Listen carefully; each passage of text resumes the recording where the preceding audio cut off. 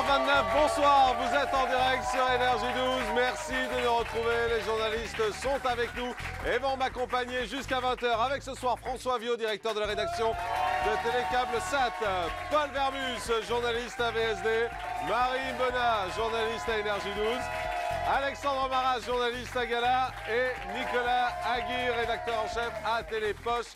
Voici tout de suite le sommaire de ce mercredi 16 janvier 2013.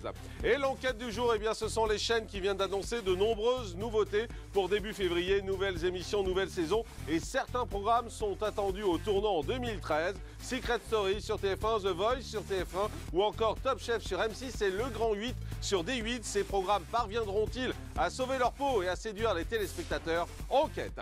Y a-t-il une vie après la télévision? Oui, répondent encore la plupart des animateurs qui vivent très bien leur vie sans télé. Ils s'appellent Guillaume Durand, Vincent Perrault, Jacques Pradel, Marc-Olivier Fogel ou Flavie Flamand. Flavie Flamand qui est en direct avec nous ce soir. Bonsoir Flavie. Merci d'être notre invité. Vous cartonnez à la radio, vous cartonnez sur RTL et vous êtes très heureuse. On aura l'occasion d'en parler dans cette émission. Très heureuse de découvrir aussi votre nouvelle maison. C'est gentil. Voilà, et on est très bien ici. Exactement. Voilà, je vous confirme. Ce soir, nous recevrons également Claire des L5. Elle a été révélée dans la première saison de Popstar sur M6. Que devient-elle depuis 2007? La rumeur dit qu'elle a été recalée dans la nouvelle saison de The Voice. Elle nous répondra, elle nous dira également s'il est vrai que les L5 vont se reformer pour donner un concert. Gros plan également dans cette émission sur le business des DJ. Il s'appelle David Guetta. Avec Claire des L5. Vous êtes avec nous, vous avez été révélée dans la première saison de Popstar. D'abord, on a envie de savoir ce que vous devenez depuis. Je continue mon métier de chanteuse. C'est dur? Oui, comme ce métier l'est, oui. Ça veut dire quoi? Ça veut dire que c'est des galères? Ça veut dire que c'est compliqué pour sortir des disques, pour remplir des salles? Oui. Vous y arrivez quand même ou pas? C'est compliqué finalement que des gens qui sont très célèbres, parce que c'est pas simple pour tout le monde ce métier, mais je me débrouille. Ça veut dire que vous regrettez l'arrêt des L5? Non, ça veut dire que à l'époque de L5, c'était pas forcément plus simple. L'un n'implique pas l'autre, mais effectivement, c'était aussi des choses, des moments plus faciles. François? Voilà. Oui, alors les L5, il faut se souvenir de ce que c'était. Hein. C'était avant la Starac, avant la Starac et Nouvelle Star. Hein. C'était le premier groupe français formé à la télé avec la télé-réalité. Vous avez vendu près de 2 millions de disques. Et alors, ce que je ne comprends pas, c'est que vous êtes déjà reformé. Et là, à nouveau, vous parlez de vous reformer, etc. Vous avez passé une audition aussi de The Voice. Pourquoi vous insistez à ce point alors que ça a été une véritable descente aux enfers pour vous? Je crois que même vous, l'historien de la télé-réalité. Mais non, mais attendez, laissez-la répondre, Claire. Ça a l'air très dramatique comme ça, mais non, c'est...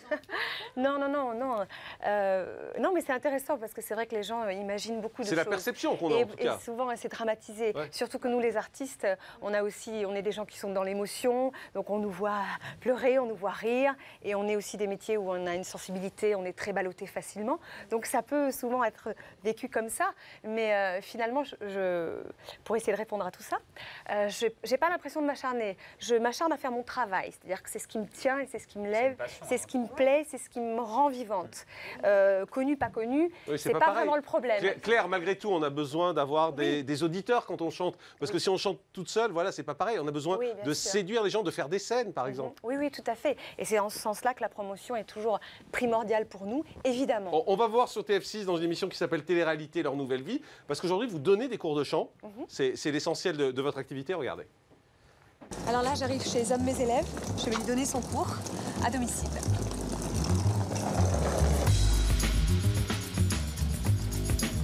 Hello. Bonjour. Comment ça va? Et toi? Ça va, merci. Bon, je m'installe. Hein. Ok, ben j'arrive.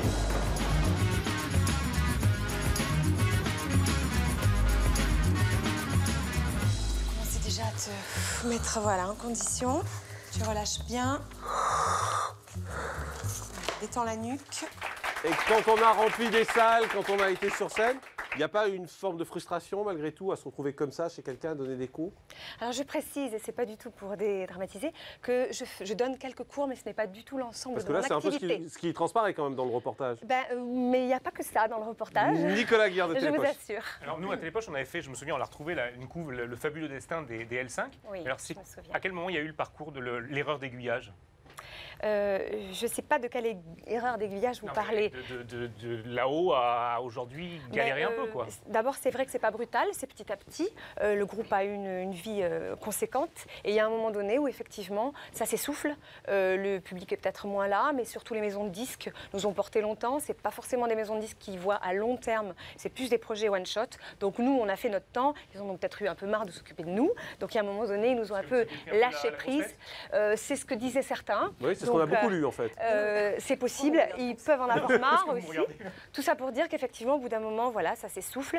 Chacune avait peut-être aussi besoin de reprendre un peu sa place, reprendre des forces et puis faire passer à autre chose d'une certaine manière. Et là, les L5 se reforment. En fait, il n'y a rien d'officiel à ça. Enfin, il y aura un concert quand même des L5 le 2 février. Mais il se trouve qu'on nous invite. Alors, on ne va pas dire non aux gens qui nous invitent. Tout comme des plateaux de télévision nous ont invités.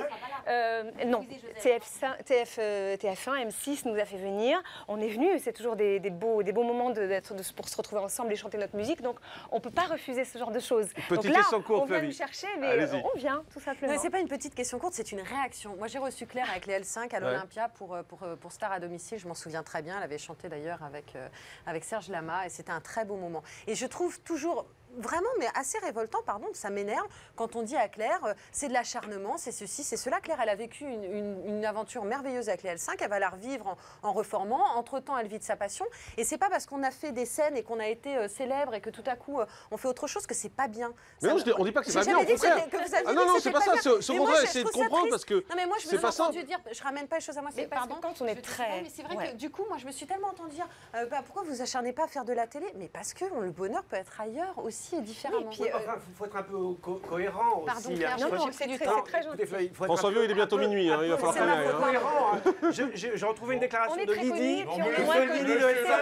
Allez, merci en tout cas. Merci Claire DL5 d'avoir été avec nous. Merci Flavie Flamand. En effet, pour s'entendre, c'est sur RTL. Michael Canitro, merci également d'avoir été avec nous. DJ producteur Liv Mina, où vous serez un peu partout en France et à travers le monde. Et puis Claire, 2 février, Pavilly, en Normandie avec les L5 ou presque. Merci à tous, à demain en direct, 18h30 sur LRJ12.